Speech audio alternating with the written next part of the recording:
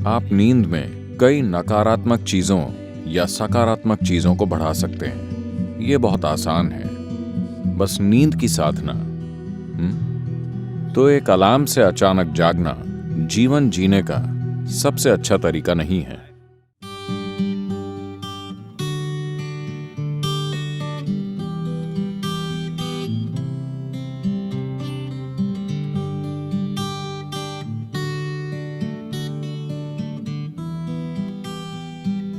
आप में से कितने लोग किसी दिन सुबह उठने के बाद बेवजह बहुत बुरा महसूस करते हैं? बिल्कुल बेवजह। अगर साल में कम से कम 2-3 बार भी ऐसा हो रहा है, अगर ऐसा है तो आपको सोने से पहले कुछ चीजें करनी चाहिए।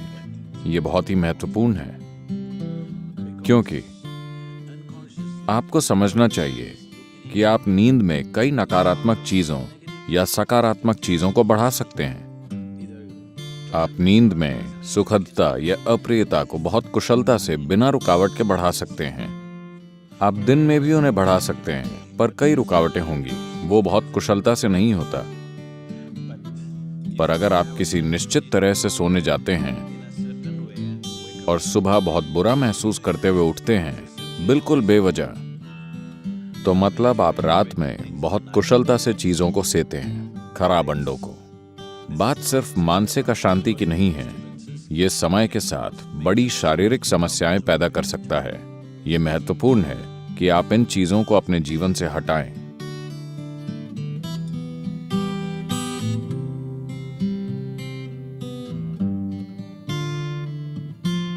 तो रात को सोने से पहले आपको कुछ चीजों का ध्यान रखना चाहिए।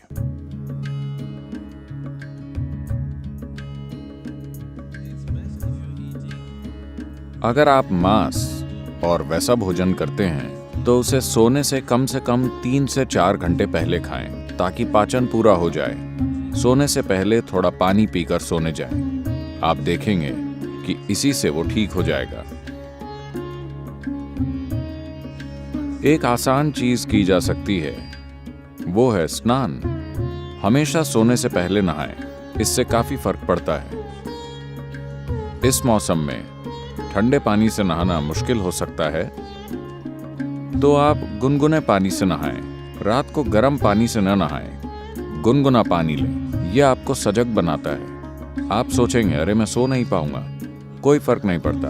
आप 15-20 मिनट या आधे घंटे बाद सोएंगे, मगर नींद बेहतर आएगी, क्योंकि इससे कुछ चीजें हट जाएंगी। जब आप नहाते हैं तब सिर्फ त्वचा की गंदगी नहीं हटती। क्या आपने देखा है, जब आप बहुत तनाव और चिंता में होते हैं तब सिर्फ नहाने से ऐसा लगता है मानो बोझ लगभग उतर गया हो। क्या आपने ये नहीं देखा है? तो ये सिर्फ त्वचा की सफाई नहीं है, पानी के शरीर पर गिरने से बहुत सारी चीजें होती हैं। स्नान एक बहुत बुनियादी भूत शुद्धि है, क्योंकि आपका शरीर 70% से अधिक पानी है। अगर आप उस पर पानी गिराएं तो एक तरह का शुद्धिकरण होता है, जो त्वचा की सफाई से परे है। एक और चीज अगर आप करना चाहें, आप बस एक जैविक तेल का दिया जला लें, रुई की बाती और कोई भी तेल। यहां आप क्या इस्तेमाल करते हैं? साधारण खाने का तेल, linseed oil, rice bran oil या तिल का तेल। आपके पास क्या है? ऑलिव ऑयल, ठीक है। रुई की बाती के साथ कोई भी जैविक तेल लेकर एक छोटा दिया उस कमरे में कहीं जला लें जहां आप सोते हैं। आप देखेंगे कि ये चीजें बिल्कुल गायब हो जाएंगी। अगर आप कोई मंत्र जप सकें या सोने से पहले रात को योगाभ्यास कर सकें तो बिस्तर पर बैठकर उसे करें। अगर आप ईशा क्रिया करना चाहते हैं तो वो नेट पर उपलब्ध है।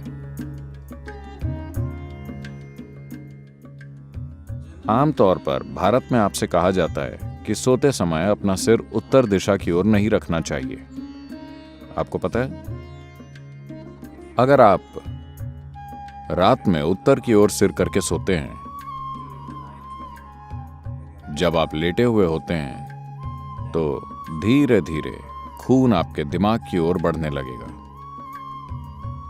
When there is too much circulation in the brain, you cannot sleep peacefully. जब दिमाग में रक्त संचार बढ़ जाएगा तो आप शांति से नहीं सो पाएंगे। अगर आपके दिमाग में किसी प्रकार की भीतरी कमजोरी है या आप अधिक उम्र के हैं तो आप नींद में मर सकते हैं। हैमरेज हो सकता है क्योंकि ज्यादा खून दिमाग में घुसने की कोशिश करता है, जहां खून की नसें बाल जैसी होती हैं और चुंबकीय शक्ति कुछ ज्यादा खून भेजती है। सीधे खड़े होते समय ऐसा नहीं होता। जैसे ही आप लेटते हैं, सिर की ओर यह खिंचाव इतना तीव्र होता है कि खून धीरे धीरे दिमाग की ओर जाने की कोशिश करता है। तो इससे बचने के लिए, यह सिर्फ उत्तरी गोलार्ध के लिए है। अगर आप ऑस्ट्रेलिया जाएं तो आपको सिर दक्षिण की ओर नहीं करना चाहिए। अगर आप भारत में हैं तो आपको सिर उत्तर की ओर नहीं रखना चाहिए। आप उसे और किसी भी तरह रख सकते हैं, वो ठीक है। इसे अपने मन में रखें कि आप सच में नाशवान हैं, ठीक है? सिर्फ शब्दों में नहीं, सच में। आप अभी मर सकते हैं। आप युवा हों या बूढ़े, कोई फर्क नहीं पड़ता। आप अभी मर सकते हैं, हाँ या ना? सोने से पहले बिस्तर पर बैठकर सोचें कि यह आपकी मृत्युशैया है। आपके पास जीने के लिए सिर्फ 1 मिनट और है। पीछे मुड़कर देखें कि आपने आज जो किया, क्या वो सार्थक है? सिर्फ ये आसान अभ्यास करें और आप नहीं जानते कि यह असल में कब होगा। आप मृत्युशैया पर बैठे होंगे या अस्पताल में लेटे होंगे और कई तरह की चीजें आपसे जुड़ी होंगी। किसे पता वो कैसे होगा? पर रोज इसका आनंद लें कि आप अपनी मृत्युशैया पर बैठे हैं। पीछे मुड़कर देखिए कि आज मैंने इन 24 घंटों में जो किया है, क्या वो सार्थक है? क्योंकि अब मैं मर रहा हूं। अगर आप ऐसा करेंगे तो आप एक सार्थक जीवन जिएंगे, मेरा विश्वास कीजिए। तो रोज रात को सोने से पहले आप सभी को ऐसा करना चाहिए। आखिरी 3 मिनट, जो भी चीजें आपने इकट्ठा की हैं, शरीर, मन की बातें, चीजें, छोटी चीजों को अनदेखा मत कीजिए। ये छोटी चीजें बड़ी चीजें हैं। मैंने देखा है कि कैसे लोग अपना तकिया भी लेकर चलते हैं क्योंकि वो बहुत महत्वपूर्ण है। तो आपका तकिया, आपकी चप्पल, अगर आपके रिश्ते हैं, सब कुछ जो आपने इकट्ठा किया है, उसे एक ओर रखकर सोइए। अगर आप इस स्थिति में सोएंगे तो आप अधिक रोशनी, अधिक ऊर्जा और आपकी कल्पना से भी अधिक संभावनाओं के साथ जागेंगे। बस जीवन के रूप में सोइए, पुरुष या स्त्री के रूप में नहीं, इस या उस रूप में नहीं। सब कुछ नीचे रख दीजिए। बस ये बहुत आसान है, सिर्फ नींद की साधना। कम से कम इतना आपको करना चाहिए।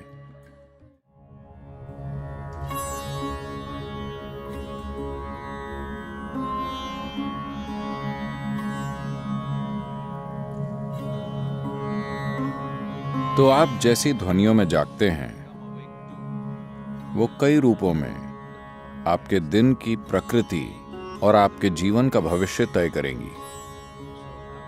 तो एक अलार्म से अचानक जागना जीवन जीने का सबसे अच्छा तरीका नहीं है। अच्छा होगा कि अगर आपकी नींद, जिस तरह का भोजन आप करते हैं और जिस तरह के विचार और भावनाएं अपने अंदर रखते हैं और आपने अपने शरीर में जीवंतता का जो स्तर बनाए रखा है, उससे तय होगा कि आपको कितनी नींद की जरूरत है। मान लीजिए आपको 8 या 12 घंटे की नींद की जरूरत है।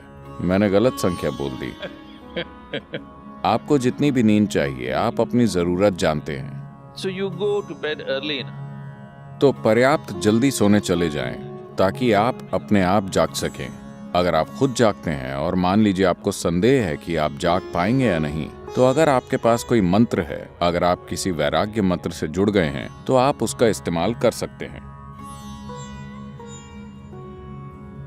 शारीरिक रूप से आपका एक महत्वपूर्ण पहलू है आपका हृदय, जो आपके रक्त संचार के लिए पंपिंग स्टेशन है, जो शरीर में जीवन भरता है। ये ना हो तो कुछ नहीं होगा। ये बाईं तरफ से शुरू होता है। तो आपको पता है, भारत में आपसे कहा जाता है कि आप जब जागें तो आपको दाहिनी तरफ करवट लेकर उठना चाहिए। बताया है, अगर आप बाईं तरफ करवट लेकर उठेंगे तो आपके साथ खराब चीजें होंगी।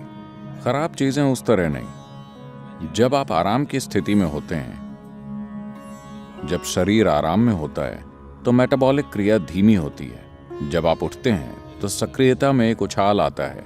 इसीलिए भारत में कहा जाता है, देखिए ये चीजें जीवन का हिस्सा थीं, इन्हें आप छोड़ रहे हैं। जीवन का पूरा विज्ञान जीवन का हिस्सा था। आपसे कहा गया कि सुबह जागने से पहले अपनी हथेलियां आपस में रगड़कर ऐसे देखना चाहिए।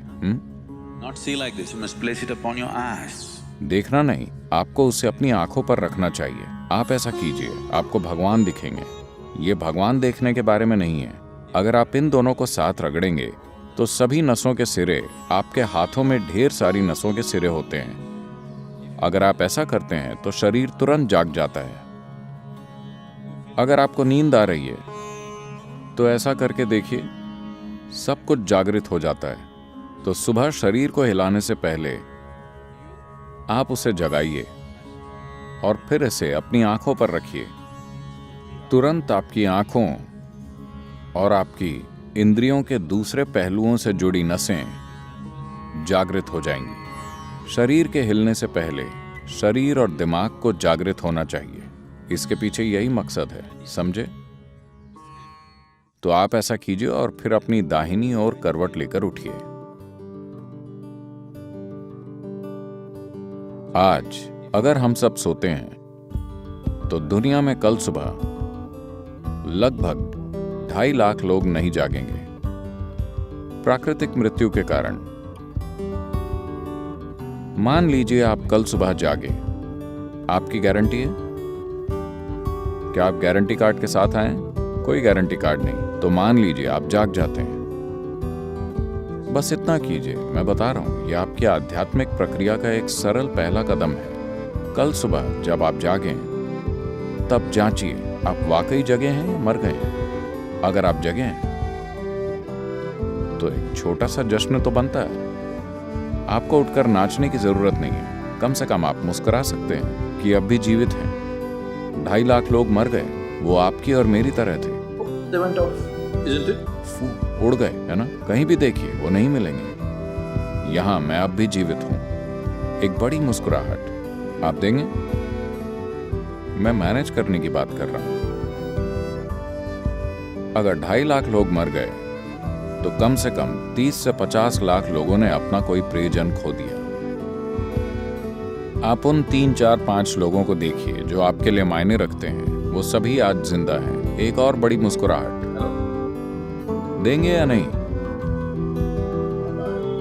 जिंदा।